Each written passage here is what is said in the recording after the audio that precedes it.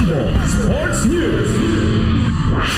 Nag-umapaw ang pagmamalaki ng mga Filipino community sa London matapos ang makasaysayang kampanya ni Alex Yala sa Wimbledon 2026. Sa panayam ng Bombo Radio Kawayan kay Attorney Girly Gonito, Bombo International News Correspondent sa London, sinabi nitong labis ang tuwa't paghangan ng mga Pilipino roon sa pinabalas na husay ni Yala, lalo na matapos nitong talunin sa ikalawang round ng defending champion na si Iga Swiatek bago tuluyan yumuko sa ikatlong round ng kompetisyon.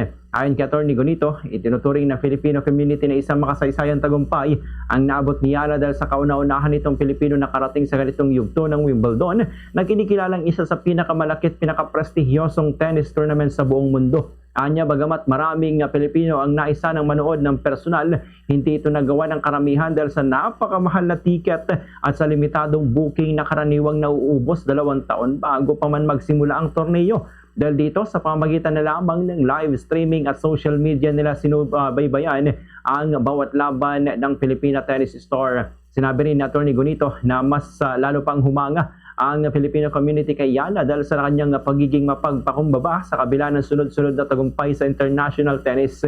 Dagdag pa niya, malaking inspirasyon ang pinakita ni Yala dahil sa hindi biro ang pag-abot sa Wimbledon na nangangailangan ng matinding pag-asanay, sapat na pondo at mahabang paghahanda upang makasabay sa pinakamahuhusay na mga manlalaro sa buong mundo. Anya, isa rin sa mga dahilan kung bakit espesyal ang torneo ay dahil maging mga miyembro ng British Royal Family ay karaniwang dumadalo upang panoorin ang mga laban.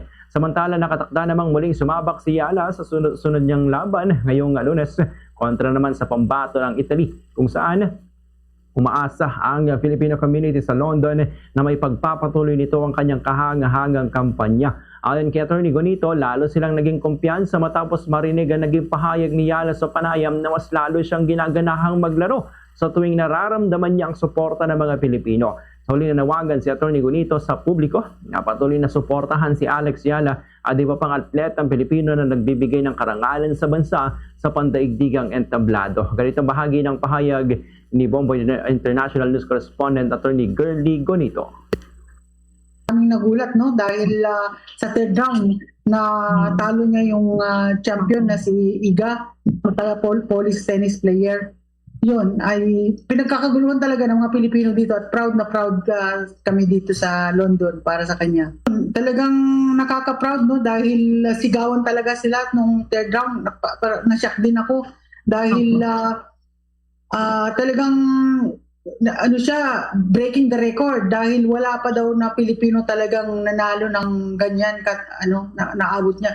Although hindi pa naman talagang final champion pero 2 beses na siya nanalo.